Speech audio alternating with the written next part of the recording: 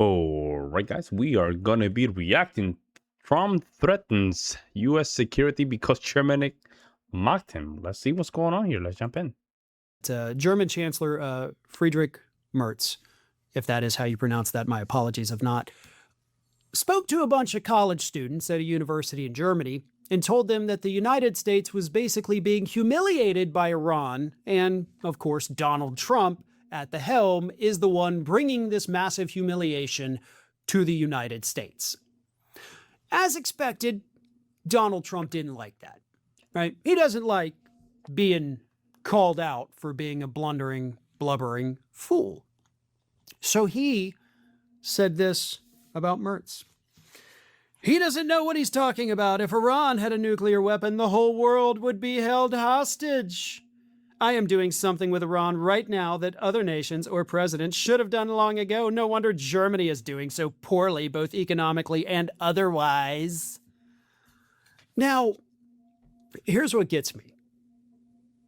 We have dozens of countries across the planet that have nuclear weapons. Mm-hmm.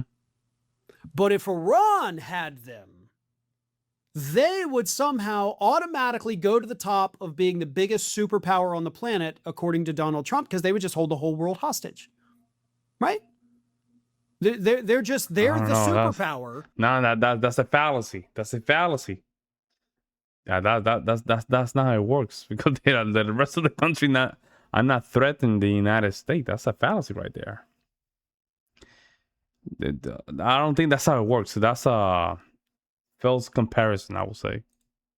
And we got to keep holding them down, because if we don't, Iran takes over everything, because that's how crafty and powerful and amazing this country truly is. Holy hell. I didn't know that. No, Iran is strong. Don't get it twisted here, American boy. Iran is.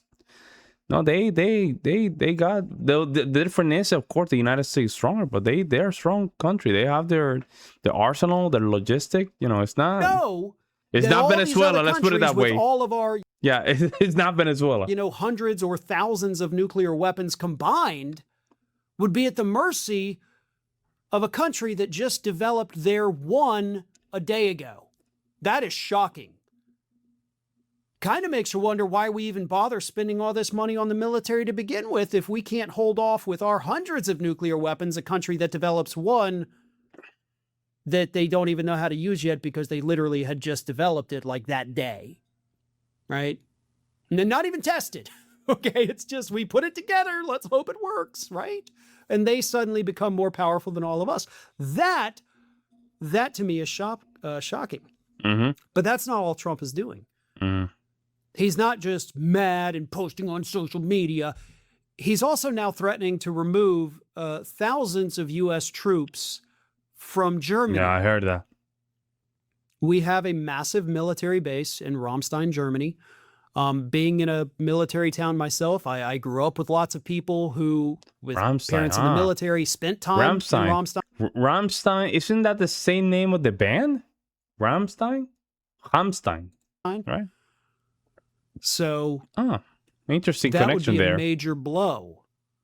Not to Germany, though, to the United States. Yeah, you see, the reason we have that base in Germany is because that is kind of a central point that gives us very quick, fast access to 3 separate continents, right? Europe, Asia, Africa, boom, all from Ramstein.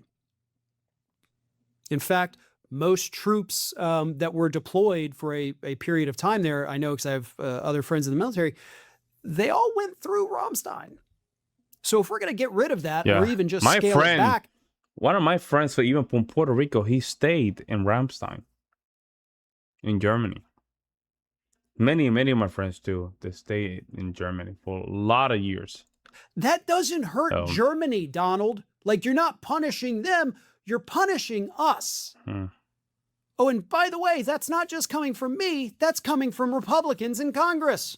You had Don Bacon, Republican representative from Nebraska, say, "We are shooting ourselves in our own feet. The 2 big airfields in Germany give us great access in 3 continents. This would be counterproductive." The military the Pentagon basically was asked about this late Thursday evening, like, hey, what do you guys think about Trump's plan to pull troops out of Germany? And the Pentagon, who's kind of in charge of those kinds of things, they were blindsided. What are you talking about? We don't know anything about this.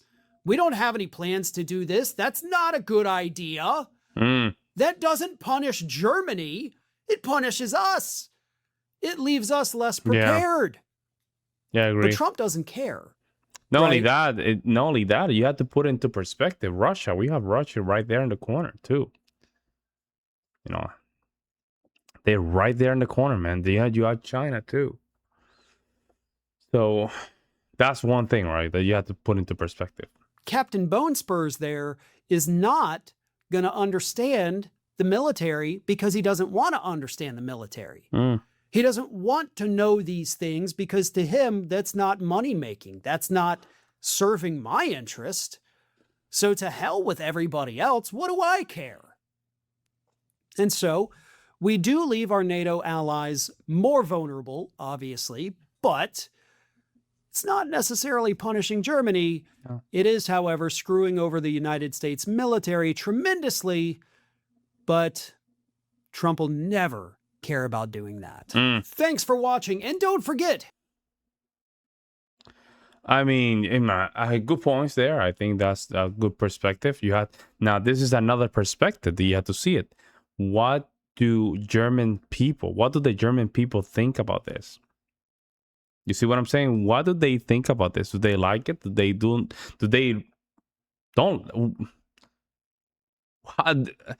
We have to think about what's the perspective of the German people on this. I think that I want to know that. I want to see that. Do they like it? Do they don't like it? Right? Don't they like it? Or they prefer the Americans to be there? How's that? How the Americans moving out of Europe will affect their military or defense budget in each country? That's another one, right? But we haven't discussed that either, right?